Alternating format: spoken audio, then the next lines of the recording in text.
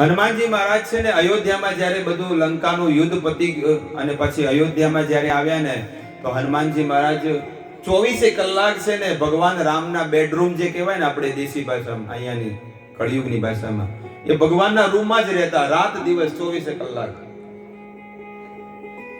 હવે સીતાજી સાંજનો સમય થાય એટલે સીતાજી કહે છે કે તમારો સમય પતી ગયો, હવે અમારો સમય આવી ગયો સેવા કરવાનો. પત્ની છે ને એટલે કે અમારો સમય આવી ગયો.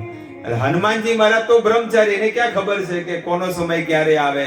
એ તો પછી જઈને ના કે હું તો સેવા કરીશ. એટલે હવે સીતાજી કેવી રીતે સમજાવે કે આને કેવી રીતે સમજાવવા.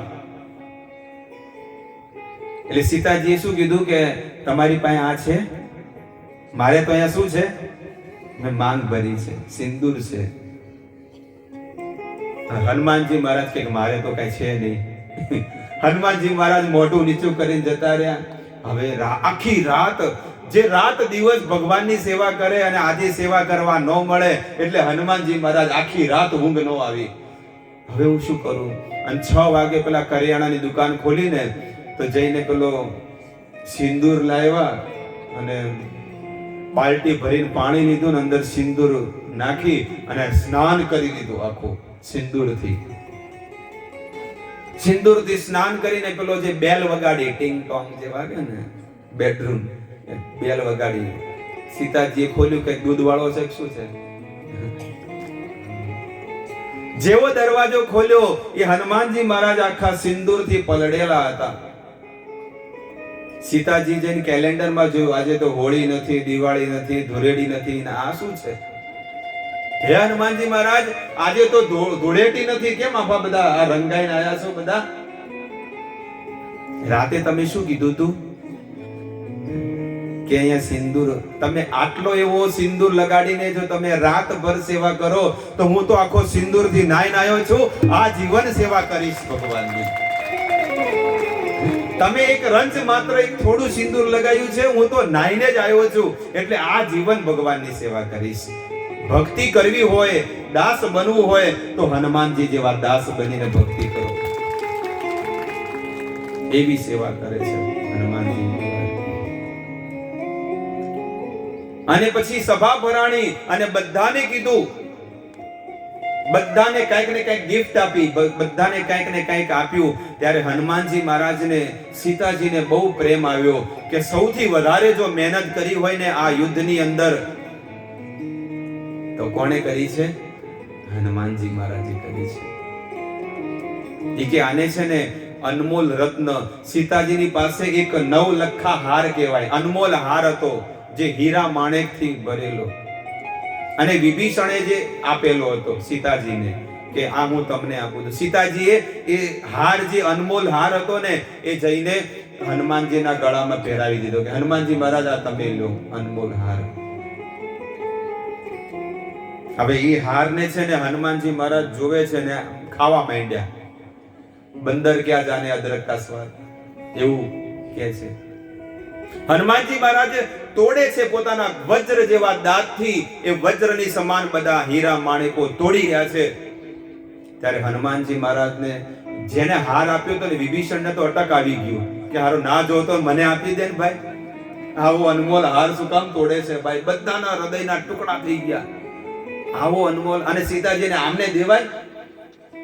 જેને કદર જ નથી, જેને આખી સભા દંગ રહી ગઈ, બધા ચૂપ રહી ગયા. પણ અંગદજીથી રહેવાનું નહીં, જામવંતજીથી રહેવાનું નહીં. અને એ લોકો કેવા માંડ્યા, હનુમાનજી મહારાજ શું કામ તોડો છો? આવો કિંમતી હાર શું કામ તોડો છો? ત્યારે હનુમાનજી મહારાજ કહે છે કે હું જોઈ રહ્યો છું તોડીને કે આમાં મારા સીતા અને રામ છે. જે વસ્તુમાં મારા સીતા અને રામ નથી એ વસ્તુ મારે જીવનમાં કોઈ કામની નથી. આખી સભા દંગ રહી ગઈ, પણ જામવંતજીથી ન રહેવાનું. તો હે હનુમાનજી, તમે કહો છો ને કે જે વસ્તુમાં સીતા અને રામ નથી એ તમારી વસ્તુ કોઈ કામની નથી. કે હા, તો આ શરીરમાં તમારે રામ અને સીતા નથી. જો ન હોય તો મરી જાઓ, ત્યાગ કરી દો શરીરનો. ત્યારે એ સભાની અંદર એ જ દિવસે હનુમાનજી મહારાજે પોતાની છાતી ફાડી અને એ હૃદયની અંદર સીતા અને રામના દર્શન કરાવી દીધા. ભક્તો, પ્રેમ કરો, ભક્તિ કરો, સેવક બનો તો ભગવાનના આવા બનો. ભગવાને વજ્રથી સમાન એના જે નખ હતા ને તરત જ એમની છાતી ફાડી અને બતાડી દીધું કે ભક્તિ કરવી હોય તો આવી હૃદયમાં દર્શન કરાવીને બતાવી દીધા. એટલા માટે ભગવાન કરતા ભગવાનના ભક્ત વધારે પૂજનીય છે. હનુમાનજી મહારાજ એટલા પૂજનીય છે. એક કુંભ મેળો લાગેલો હતો દિલીપભાઈ, એક કુંભ મેળો લાગેલો હતો અને કુંભ મેળામાં બધા અલગ અલગ દેવી દેવતાઓના મંદિરો હતા. કોઈ રામનો ભગત હતો તો રામનું મંદિર બનાવે, કોઈ કૃષ્ણ તો કૃષ્ણ, કોઈ મેલડીમાં, અંબેમાં, અલગ અલગ માતાજીઓના ભગવાનના બધા મંદિરો બનાવી બેહે. જેને જે ગમે ત્યાં જઈને પૈસા મૂકે.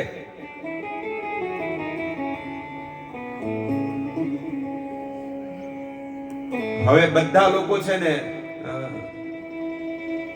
ત્યાં આગળ એક રામનું મંદિર હતું, ભગવાન રામનું મંદિર, અને એ મંદિરમાં બધા લોકો જતા હતા. હવે એક હનુમાનજીનું મંદિર હતું ને એનો પૂજારી હતો, પણ એના મંદિરે કોઈ આવે નહીં. કોઈ બધા લોકો રામને ત્યાં જાય. એટલે એક છેલ્લે લાઈન લાગી હતી. એક છેલ્લા વ્યક્તિને પૂછ્યું કે ભાઈ તું અહીંયા ચાલ ને. કે શું થયું? એ કે મારી પત્ની ખોવાઈ ગઈ છે. મારી પત્ની ખોવાઈ ગઈ છે એટલે હું ભગવાન રામને છે ને એક હાર પહેરાવા અને 100 રૂપિયાના પેડા એક અડધો કિલો લાવ્યો છું કે ભગવાનને અર્પણ કરું તો મળી જાય. એ કે જલ્દી અહીંયાથી આવ, જલ્દી આવ મારી સાથે, કારણ કે એની ખોવાઈ ગઈ તો આને પાછી લાવીને આપી હતી.